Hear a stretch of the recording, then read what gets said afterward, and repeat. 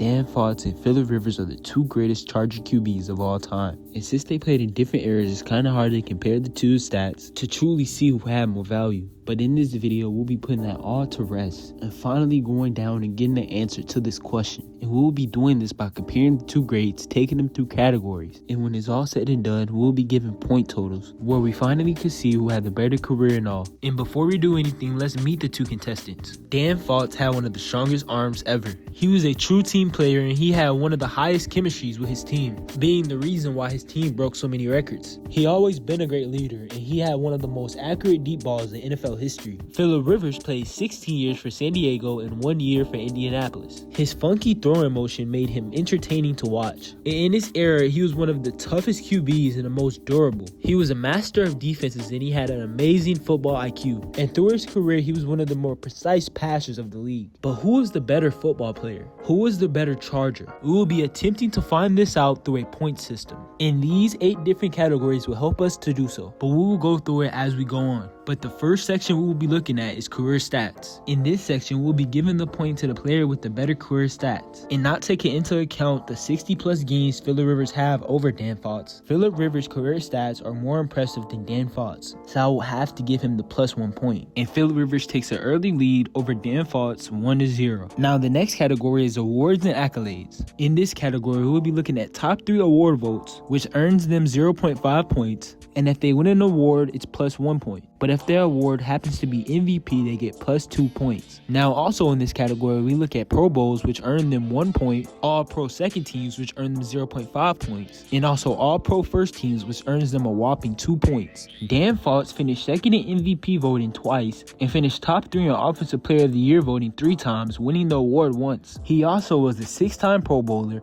a 2-time All Pro second team, and a 2-time All Pro first team. Phillip Rivers, on the other hand, won Comeback Player of the Year in 2013, and was 3rd in MVP voting in 2009. Along with this, he was an 8-time Pro Bowler. For awards and accolades, Dan Fouts earns a total of 14 points, while Phillip Rivers only collects 9.5 points. Dan Fouts takes a small lead, 14 to 10.5. Now, the next section is championships, but these two players never even won a conference championship. But moving on to the next category, we compare the players' best 3 seasons. Dan Fouts' best 3 seasons came in 1979, 1980, and 1981. And for Phillip Rivers, his 08, 09, and 2013 seasons are his best seasons of his career. I gave 08 Rivers the edge over 1979 Dan Fouts, but not by too much of a wide margin. The biggest contributing factor was the Chargers' disappointing playoff performance in the wildcard round. And though Dan Fouts' team was 12-4 that season and he finished second in MVP voting, Phillip Rivers' numbers were as impressive, if not better.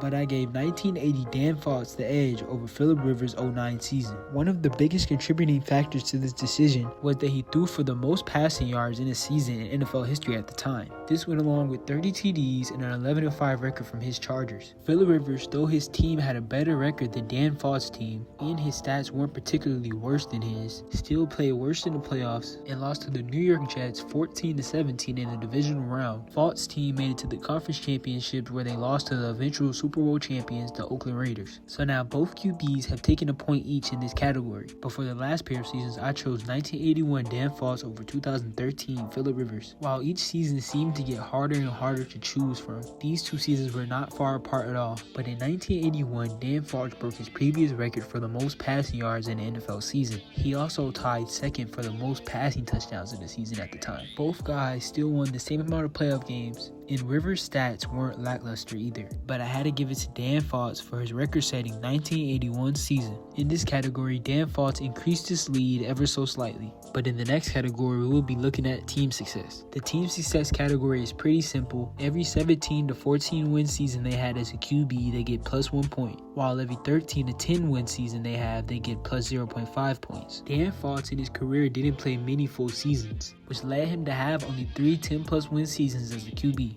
On the other hand, Phillip Rivers played all 16 games for 15 years straight. And in his first full season as a QB, he won 14 games. And in his career, he had 4 10 to 13 win seasons. This earned Phillip Rivers 3 points in the team success category, while Fouts earns 1.5 points. The next category is the top offense category. In this category, we'll be looking at how many top offenses they led in their careers. In each top offense they lead, they get 1.5 points. But if they were a Pro Bowler the season they led that offense, they get 1 point. Now Dan Fouts led the Chargers to a top offense 3 times in his career. In all 3 seasons he did it, he made the Pro Bowl. Phillip Rivers led the Chargers to a top offense only once, and in that season he also made the Pro Bowl, giving Dan Fouts 3 points for this section as Phillip Rivers only gains 1 point. Dan Fouts now holds on to a 5-point lead, and we only have 2 more sections left with a bonus section for minuses. And now the next category is the league leader category. In this category, a player receives a point. Each season they led the league in the major statistical category for their position. And Fouts in his tenure leading this electrifying Chargers offense led the league 9 times in major statistical categories for his position, while Phillip Rivers, probably in one of the deepest QB eras in NFL history, led the league only 9 times in major categories in his position. Fouts now increasing the lead to 12.